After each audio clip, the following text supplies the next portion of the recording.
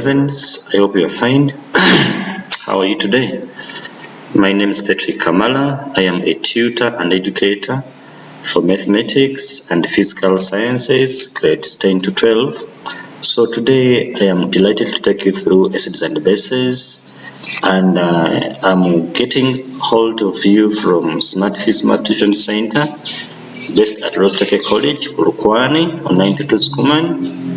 Yes, if you are interested, you can join our extra classes where you attend 3 days in a week. Okay, so here we have acids and bases, and we have the important terms and definitions. So these terms are very vital. Please understand them concerning acids and bases. Okay, then the first term is called acid according to Arrhenius. So this is a definition of acid according to Arrhenius. Now these acids and the bases have been discovered a long time ago. They were first discovered by Arrhenius. He gave his definitions, but because they were not sufficient, in other words, they could not define all the acids and the bases, then they came up with the Bronsted-Lowry theories, which are now sufficient to define acids and the bases. So now, according to the first one, which was called Arrhenius, an acid is a substance that ionizes in water to produce hydrogen ions. If they say define an acid according to Arrhenius theory, you say an acid is a substance which ionizes in water to produce hydrogen ions. What about a base? Brother, an acid according to Bronsted-Lowry theory, an acid is a proton donor. An acid is what? A proton donor. Let us proceed. Hope we are together. Then, according to Arrhenius, a base is a substance that ionizes in water to produce hydroxide ions, or OH ions. A base, according to Arrhenius, is a substance that ionizes in water to produce hydroxide ions. Then, according to Bronsted-Lowry, a base is a proton acceptor. A base is what? A proton acceptor. Then now we have some substances which can act as either an acid or a base, and such substances are called what? Ampholite. So if they say define an ampholite, you say it's a substance that can act as either an acid or a base. So an ampholite is a substance that can act as either an acid or a base. Okay. Then conjugate base. Conjugate base. You know what? A conjugate base is a base in the products that was an acid in the reactant side of the equation. Let me say this again. A conjugate base is a base in the product that was an acid in the reactant side of the equation. Let me say that, when an acid donates a proton, it becomes a conjugate base. Likewise, when a base in the reactant accepts a proton, it becomes a conjugate acid. Let me explain again. A conjugate base is what the acid becomes after donating the proton. Then a conjugate acid is what the base becomes after accepting a proton. We're going to look at the examples shortly. Now, note something here, that the difference in conjugate acid-base pairs is a proton. Okay, so they either have one proton short or one proton more. Let us proceed here. I hope we are together. Now, learn to identify acid-base pairs. Take an example of HCl aqueous plus water liquid to give us chloride ions aqueous plus hydronium ions aqueous. So now check this out, guys. So this one here, it is HCl. As you can see, there is H here, that's a proton, but it becomes Cl minus, which means from this one it has become this one here. So this is our first acid A1. This is now the conjugate what? Conjugate base B1. So because we have the first base as B1, this one now qualifies to be the base B2. Now this base B2 accepts a proton to become a conjugate acid, which is A2. Okay. Sometimes like this, we put the lines to indicate that. So we can have it like this one here. So from this acid here, it becomes this one like this. Okay, check this out. It comes like this. Comes like this one here. This one here now connects to this one here.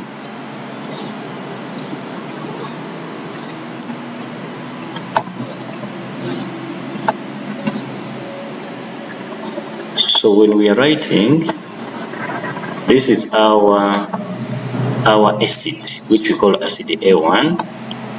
Our acid A1. Okay. Then what it becomes is called conjugate base, which we call base B1. Conjugate base B1. Okay. And then this one now, because we have the first base already, now it becomes the base B2. So this is our base B2. Our base B2. Then what the base becomes the conjugate acid. So because I have the acid already this side, it's gonna be SDA2. So this is my SDA2. My acid what? SDA2. So this is SDA2. Now look here. If you look at A1 and the B1, the difference, like I said in the note, is the proton. So there is no proton here. There is no proton here, but you can see there is a proton here. Okay. And check here. This is water. This is H2O. What about here? This is H3O. So there's a proton here in excess from this other side. In other words, the conjugate acid-base pairs differ by proton. I hope we are together. So if a question asks you to write down the conjugate acid-base pairs, you can write this pair. You can write HCl aqueous and Cl minus.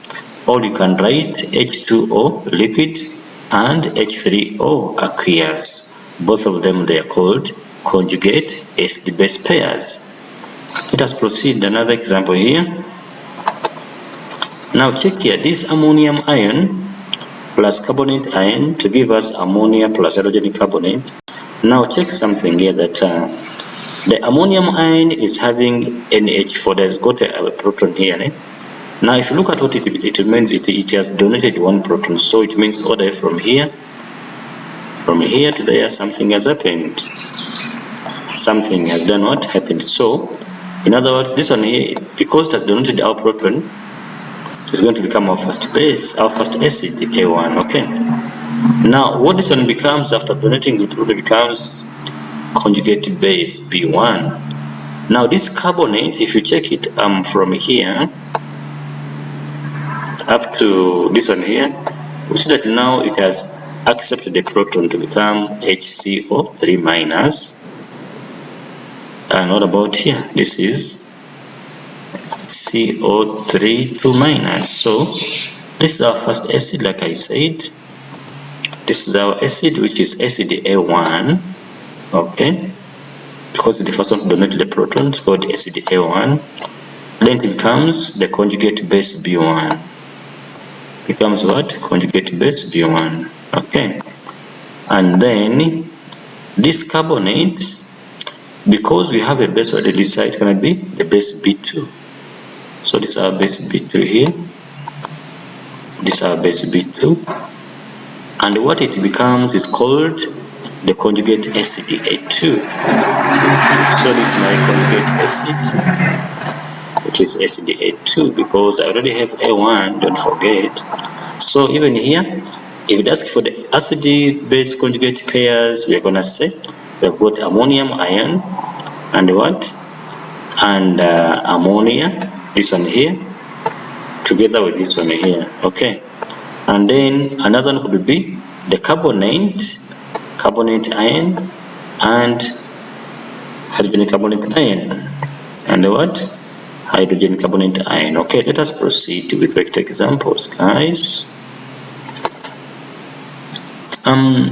Now consider the chemical equation below.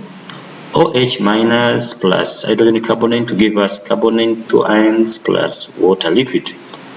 They say the Lorentz bases in the above reaction are, so we have to identify the bases here. To identify what? The bases here. We need the Lorentz constant bases. In other words, we need B1 and B2. Let us check it out. So this is OH minus. Check what it becomes. It has accepted the proton. This is OH. This is now H2O. Now check here.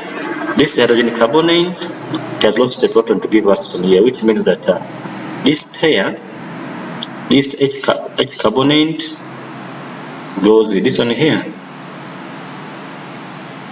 Okay, and then this other one, let me use now red. This other one here goes with which one? With this one here. Okay, so from like this, like this, like this. Now this one was blue.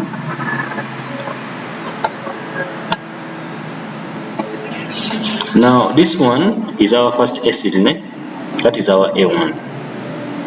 That's our A what? That's our A1. So this is A1, acid A1,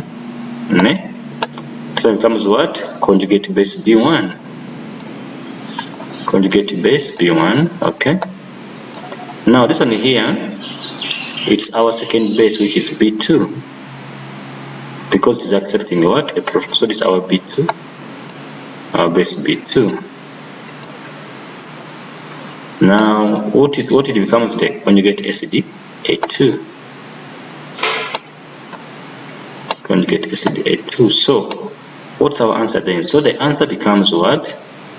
The answer becomes this one. Okay,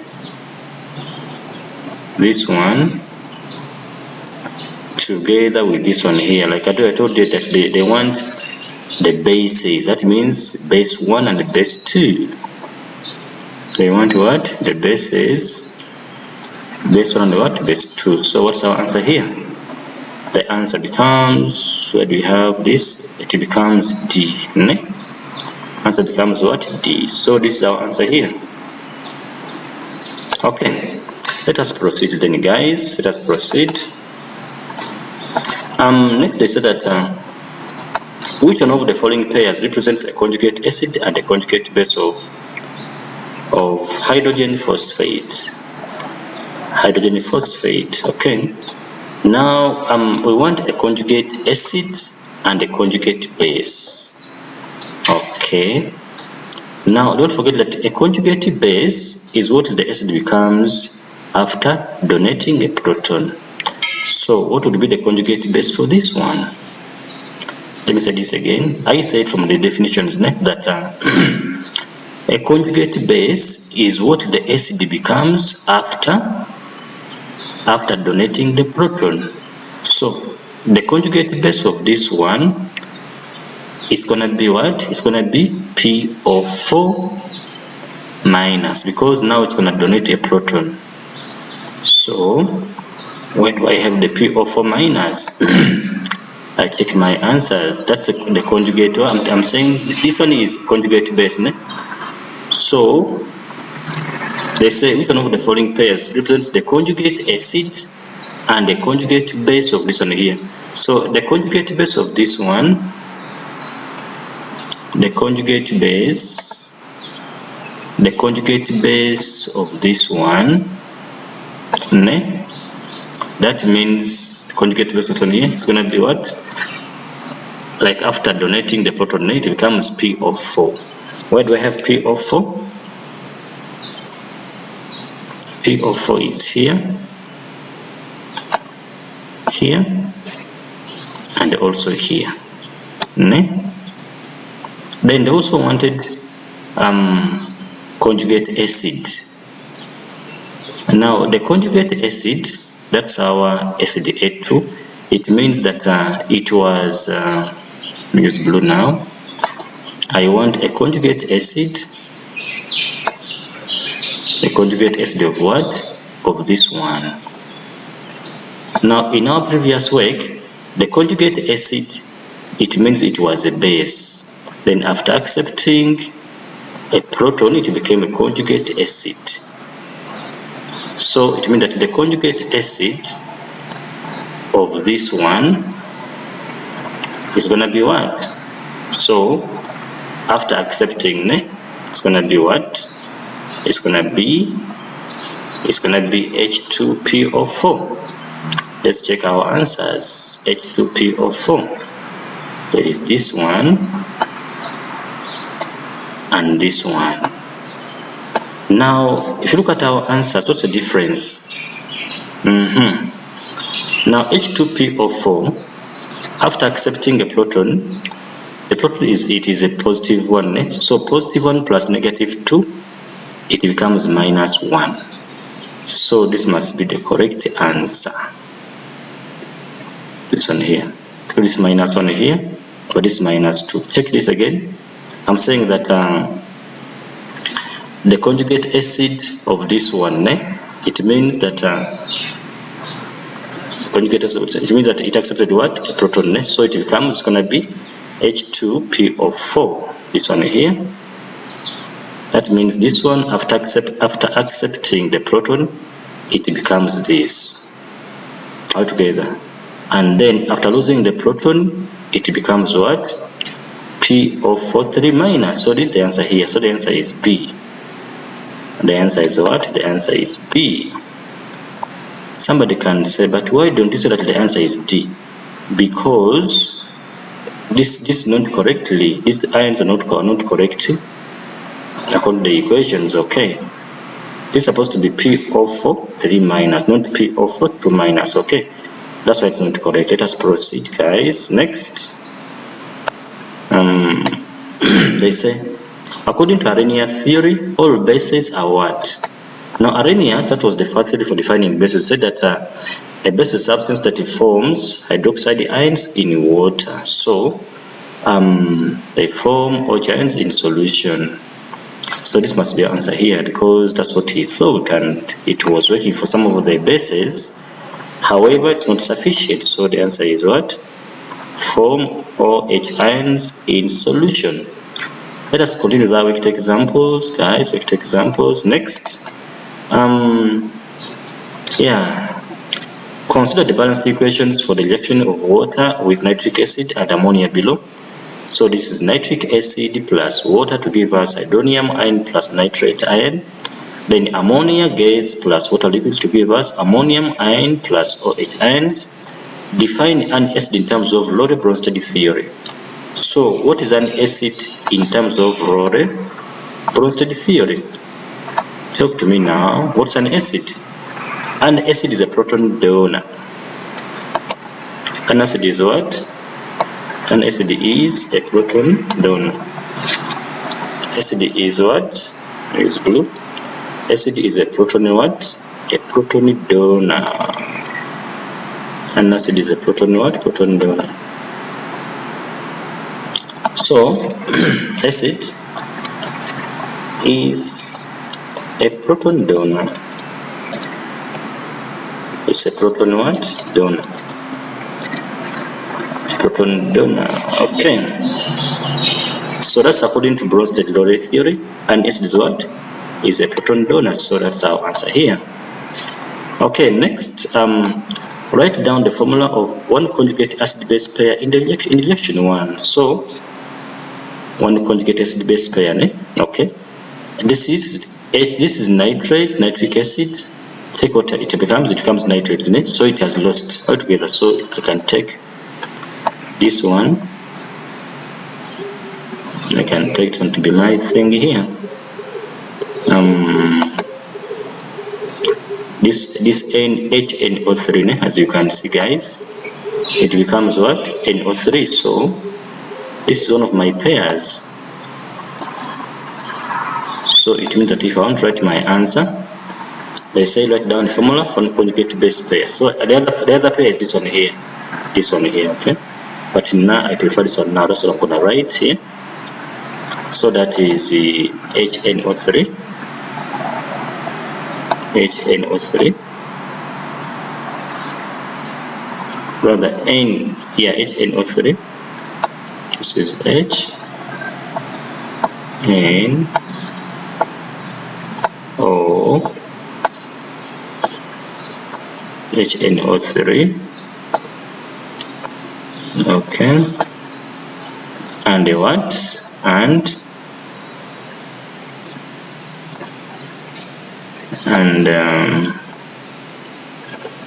And the nitrate, okay, and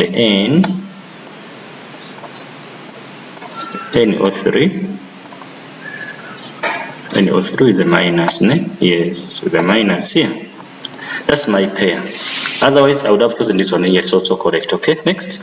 Now they say, is the solution formed in reaction 1 acidic or basic?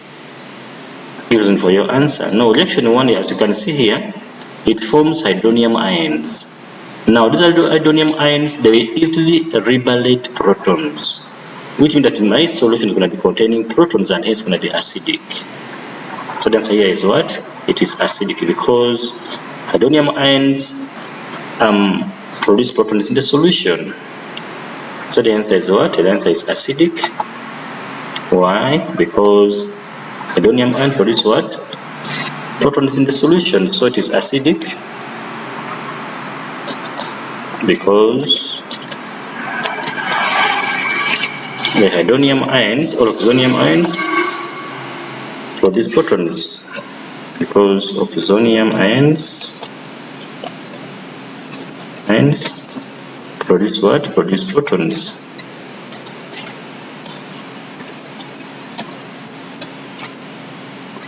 Produce protons in solution, okay.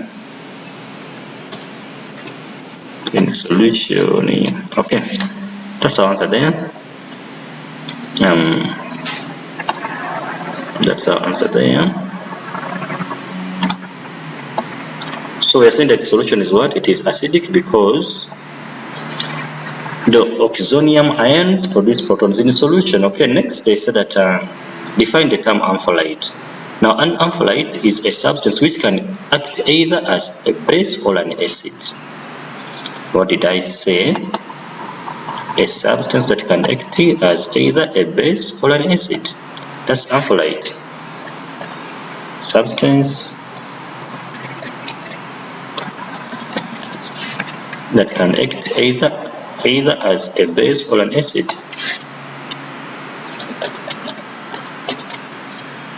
Can act either as a base or acid. Okay, let's proceed. Next, they say now write down the formula of the substance that acts as an ampholite in reactions above. So in my reactions here, it is water. It is water. Here is this water and this water here. So they want the formula. So the formula is H2O. The formula is what? The formula is for water is H2O. H2O. H2O. That's my answer, guys. Let's proceed. They said that explain the answer by finding the role of the substance in reaction 1 and 2. Now, if you look at water here, in reaction 1, this is H2O. It becomes HO3. So in reaction 1, it acts as what? Acts as a base. What about reaction 2? Check H2O becomes OH. Don't need it here. So in 1, it acts as a base. In 2, it acts as an acid. So we're saying that in 1 acts as what? It acts as, so in 1 it acts as what? We said as a base. As you see, this is accepting a proton. Acts as a base, and in 2 acts as what? Acts as an acid because it donates the proton. Okay, that's our answer here. So we have to put it here. It's supposed to be.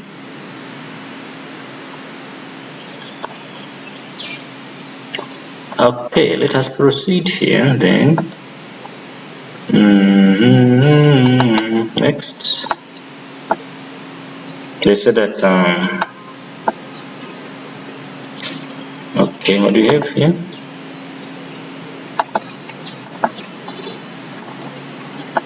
They're saying that 100 cubic centimeters of nitric acid of concentration 0.2 moles per decimeter cubed is diluted to what? To 0.16 moles per decimeter cubed.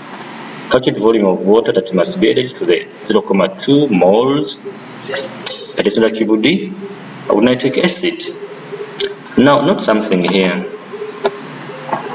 Not something here, not something here. They're saying that 100 cubic centimeters of nitric acid of a concentration of 0.2 moles per decimeter cubed is diluted to 0.16 moles of what? Moles per decimeter cubed. Calculate the volume of water that must be added to the 0.2 moles per decimeter cubed nitric acid. Now, not something, guys, here. I hope you understand this one here. Do it like this. Get some space here. Okay. Now, you know what? Number of moles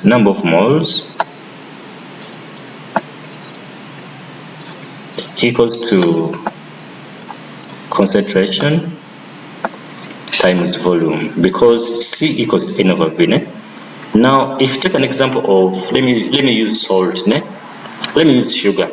If you get two teaspoonfuls of sugar and put in 1 cup, let me say, okay, and you put it in half a liter of water.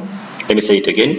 If you get 2 spoons of sugar and pour them in half liter of water, how many spoons are they? They are 2 altogether. And then, if you pour the same 2 spoons of water of sugar in 10 liters of water, talk to me. How many spoons have you added in the 10 liters of water? They are still 2. So because there are 2 spoons in the half liter and 2 spoons in the 10 liters, it means that the 2 remains constant, meaning that the number of moles remain constant irrespective of the dilution. So in other words, our formula here becomes that the first concentration is C1 multiplied by its corresponding volume V1 will be the same as the next concentration, which I call C2, multiplied by its corresponding volume V2. Now this volume here must be the same units either side. So if I use V as centimeters cubed here, it must be also centimeters cubed here altogether. That's the only trick here. Now the C1 and the one who represents initial conditions, then the 2 is after diluting. So they say that 100 cc's of nitric acid of this concentration here. So this is my V1 and then it's C1.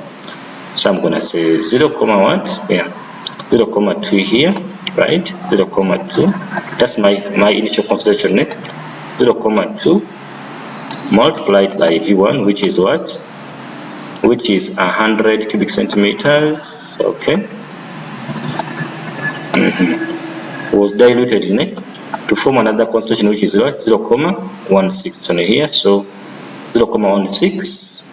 That's my C2, 0.16. Then they're asking for the volume of V2. So from mathematics, this volume V2 is going to be given by this one divided by what? 0.16. So it's going to be V2 is going to be given by what? It's going to be given by what? 0.2 times 100 is going to be, actually I think it's 20. It's 20 divided by what? By 0.16. 0.16. What do you get? 20 divided by 0.16. Let us take it out. 20 divided by 0.16. 20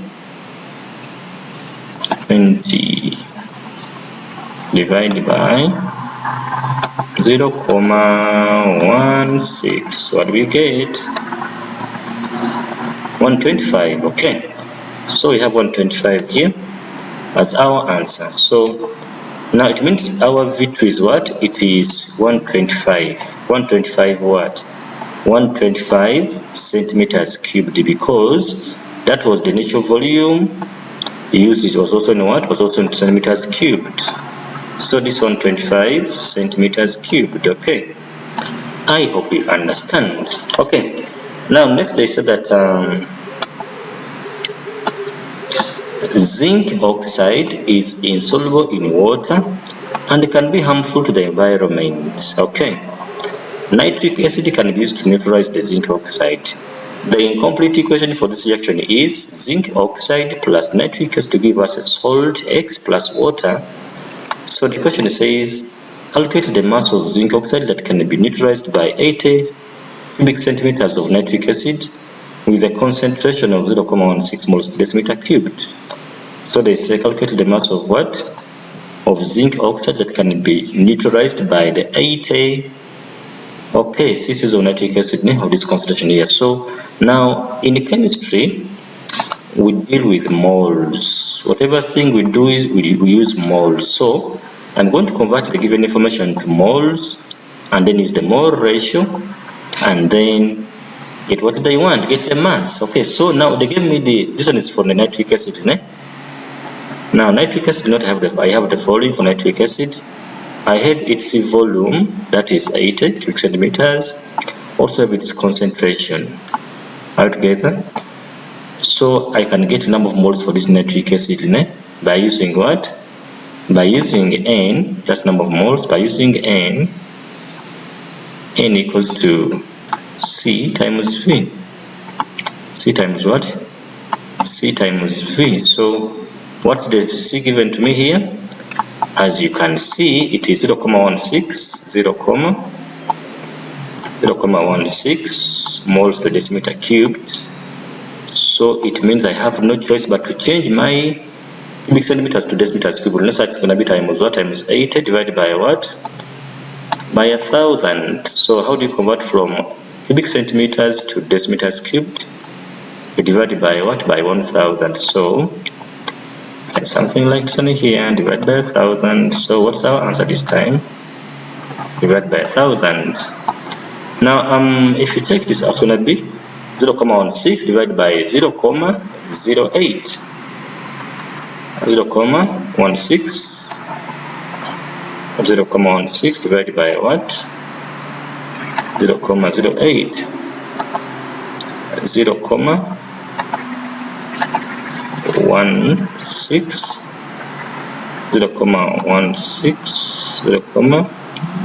0.16 multiplied by 0.08. So what do I get? 0.0128. 0.0128. So my N equals to, what did I say? 0.0 then 1 2 8. Now these are the moles of nitric acid. Now look at my mole ratio. This is zinc oxide, 1 mole reacting with 2 moles of what? Of nitric acid. So the mole ratio is 1 to 2. 1 to what? 1 to 2. So it means this one, the 0.0128 is for the nitric acid, this side here. Okay, so this is 0.0128, 0.0128. What about for the zinc oxide? I can put X here, can put what? X here. So guys, if I cross multiply, it's going to be 2 times X equals to 1 times 0.0128. What's 2 times X? That is 2X. Okay. Equals to what? Equals to 1 times what? 1 times 0, 1 times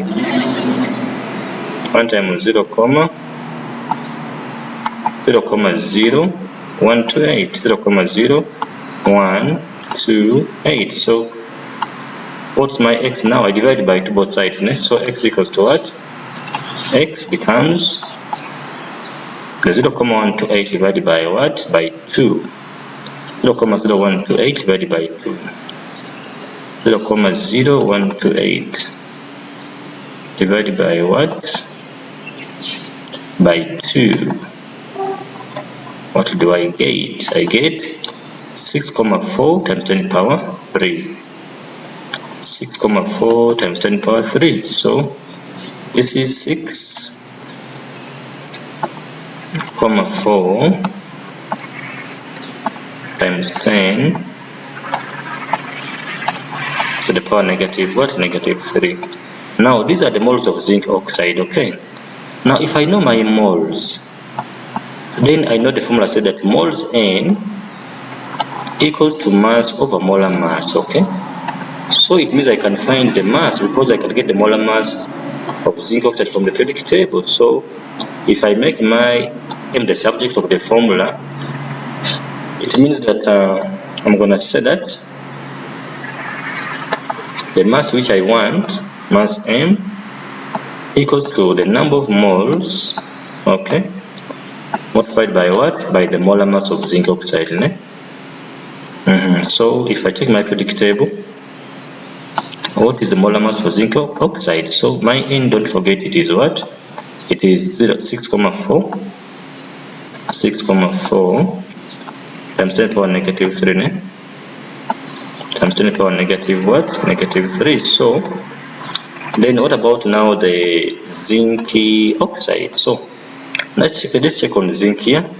And I think you can check the out. Zinc is 60 what? 65. So it's gonna be times here times 65. That's for zinc. Okay. Then plus oxygen, which is 16, because zinc oxide is ZnO, so plus 16 here. So what is my final answer? What is my final answer here for the mass of zinc oxide? So if I check it out here faster, I see 6,4 exponent negative 3 times, open bracket, 65 plus 16. That gives me 0,52 grams. 0,52 grams. 0,52 grams of zinc oxide will be required. Okay. Yeah, that's my answer, guys. I hope we are together. If you don't understand, please pause the video and play it again. Let us do one more quick example and see how far to go. They're saying that ammonia can readily dissolve in water according to the equation below. That is ammonia plus water to give us ammonium ion plus OH ions. Explain why hydroxide ion is regarded as a Rayleigh Bronsted base. Did you hear that? Explain why hydroxide ion is regarded as a Rayleigh Bronsted base. Now look at our OH ions.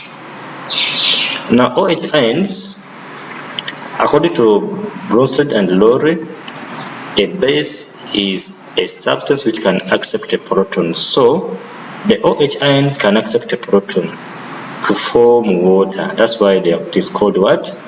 A Bronsted-Rayleigh base. Okay.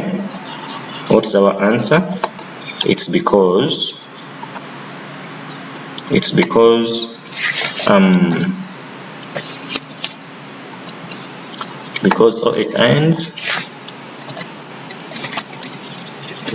OH ions can accept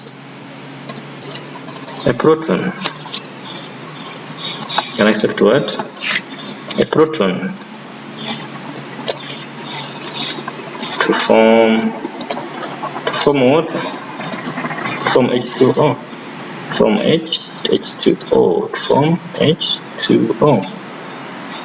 H2O. So I'd like this one here. So I'm saying because OH ions, these OH ions can accept a proton to form H2O. That's why this one is called a bronzylore base. That's OH, hydroxide ion. Okay, next they say identify type of bond responsible for the formation of the ammonium ion in the above reaction. Now this ammonium ion here, the type of bond, actually, you know what, this ammonia, it is NH filled, it has got lone pairs. So what happens is that this water donates a proton.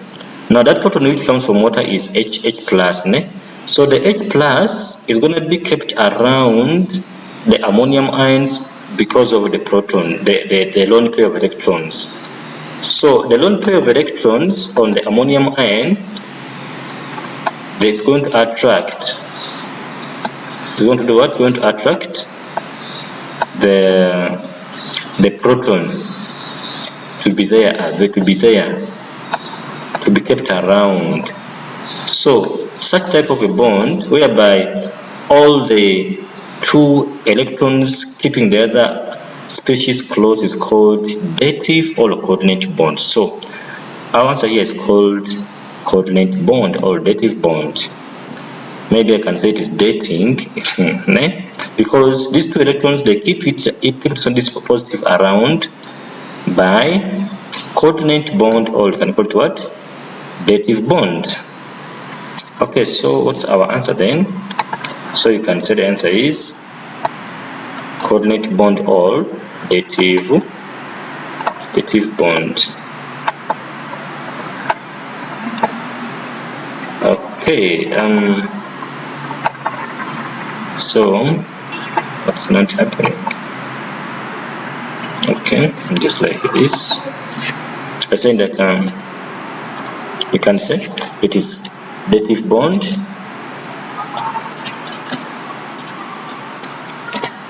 or its other name is called what? Coordinate bond. Okay, let us proceed. They say that next that do what? They say write a balanced equation to show how the ampholite in the above equation will act as a base when it reacts with hydrochloric acid. So in my equation here, the only ampholite which is available is water. So this is my ampholite here. It is what? It is water. What am I supposed to do with it now? They're saying that write what? They said that write a balanced equation to show how the ampholite in the above equation will act as a base when it reacts with the hydrochloric acid. Okay, let's check it out. Need some space here. Act as a base, yes, act as what? A base. Act as a base. Now my water, that is H2O, to act as a base, it's going to be H2O, okay, then plus hydrochloric acid, that is HCl, okay, HCl, then to give me, now this water is acting as a base, so it's going to receive the proton from this HCl, so it's going to be now hydronium ion here, that is H3 with the O plus, hydronium ion here, then left with what? Left with Cl minus, so plus what? Plus Cl minus,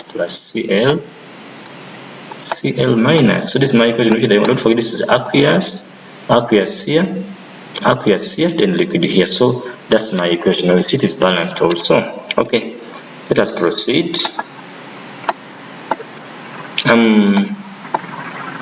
Next question says what? They said that 5 deciliters cubed of nitric acid with a concentration of 0.75 moles per decimeter cubed accidentally, spills accidentally in a small pond of water. The acid and the water has a total volume of what? Total volume of 1,000 deciliters cubed. To neutralize the acid, calcium hydroxide is added to the water. Let me take the question again. Okay, we are saying that it says that what? We're saying that 5 cubic centimeters of nitric acid with a concentration of 0.75 moles per decimeter cubed is spilled accidentally in a small pond of water. The acid and the water has a total volume of what? Of 1,000 decimeters cubed. To neutralize the acid, calcium hydroxide is added to the water. This is my equation here. Define the term concentration. So what is concentration? What is concentration? What is concentration? What is concentration? What's concentration? That's the number of moles of a solute dissolved in 1 liter. In 1 liter of what? Of the solvent. Okay, that's how I define the concentration. Or you can say in 1 decimeter cubed of the solvent. You're saying the number of moles of a solute dissolved in 1 what? In 1 liter or 1 decimeter cubed of a solvent. That's my concentration. They say calculate the concentration of the acid after it was spilled in the pond. Now this acid was 0.75 moles per decimeter cubed, and it was only 5 decimeters cubed in volume altogether. Now they say it is spilled accidentally to the small pond. So the acid and the water has a total volume of what? Of this one here, of 1,000 cubic decimeters. Now they say calculate the concentration of the acid after it was spilled in the pond. So now this is my V2, this is V1, V2, this is my C1, so I'm looking for my C2. Okay, hope you remember the formula, guys. I told you already that the spoons will remain the same, all that the moles are constant. Okay, so I'm gonna use again that C1,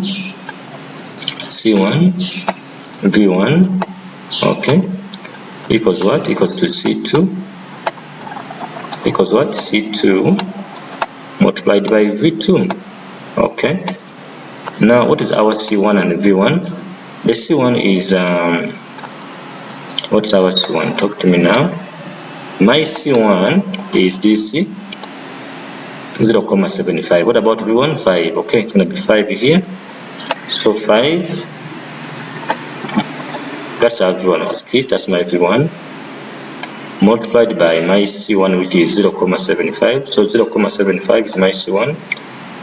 0.75 is our C1 multiplied by our V1, which is 5. Okay, so times 5 equals to our C2, which we are looking for. Okay, C2 multiplied by the resultant volume. They said 1,000. It is here. They said 1,000. So maybe 1,000 here, 1,000 here, 1,000 cubic decimeters. Okay, so how do I get my C2 here? I just divide it. So my C2 is going to be given by what? It's going to be given by 0.75 multiplied by 5 divided by 1,000.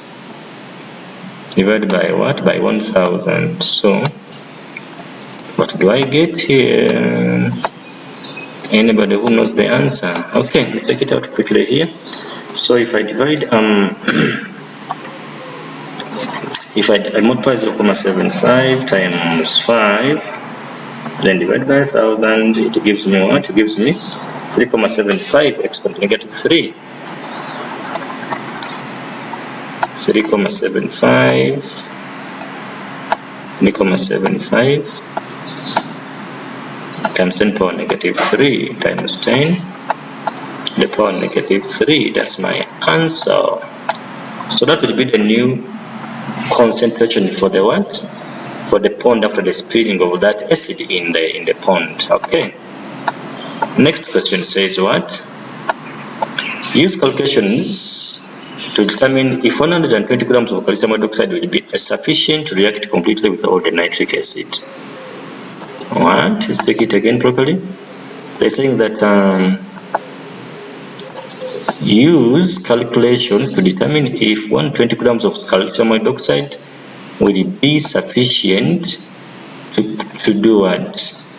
To react completely with all the acid in the pond. So what am I going to do here? I'm going to do my calculation and look for the mass of the calcium hydroxide needed. If that mass is more than 120, then this 120 will not be sufficient.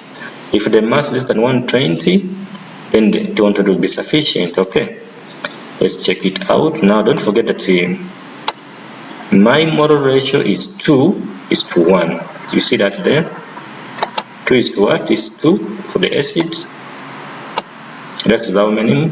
I mean, left with 1 for calcium hydroxide here. So now what do I have so far? I have the moles of nitric acid. Ne? I can get what? Moles of nitric acid. I have them already. Let's check this out. Moles of nitric acid.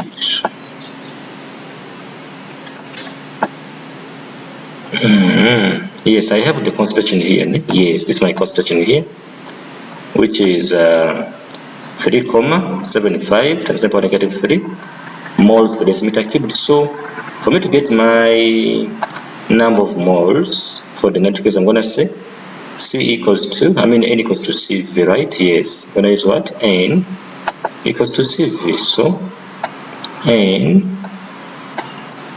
equals to CV. But what is my C? It is 3,75 times 10⁻³ what? Times 10⁻³ Okay. Then multiplied by 1,000. That's our total volume, ne? By 1,000. So which answer do we get here? Actually, we're going to get what? We're going to get 3,75 moles. 3,75 moles. 3,75 moles. Now these are the moles of the nitric acid. Okay, that is reacting with the calcium hydroxide. Ne? So because mole ratio is 2:1, I'm going to use the method of cross multiplying again. Okay. So I have the mole ratio here 2:1. I have the moles for the nitric acid here. I can put X here, then I multiply, or I put Y there. This 3,75, ne? It can be put here, like it is 3,75, and then I can put my Y here. This time to use Y here. So I'm gonna say Y multiplied by 2 equals to 1 multiplied by 3,75. Did you hear that? What is Y times 2? That is 2Y. Ne? That is 2Y. It's going to be 2Y equals to 1 multiplied by what? By 3,75. 3,75. Okay, so I'm looking for Y, the number of moles of calcium hydroxide, so divided by 2 both sides. Divided by 2 here. So what does my Y become? So cancel these 2's here, cancel the 2's here. So our Y becomes, let's find out, 3,75 divided by 2, 1,875. 1,875. 1,875. Now these are the moles of calcium hydroxide, ne? And I know that once I know the moles, then I can get my what? I can get my mass, because I know that the mass is given by what?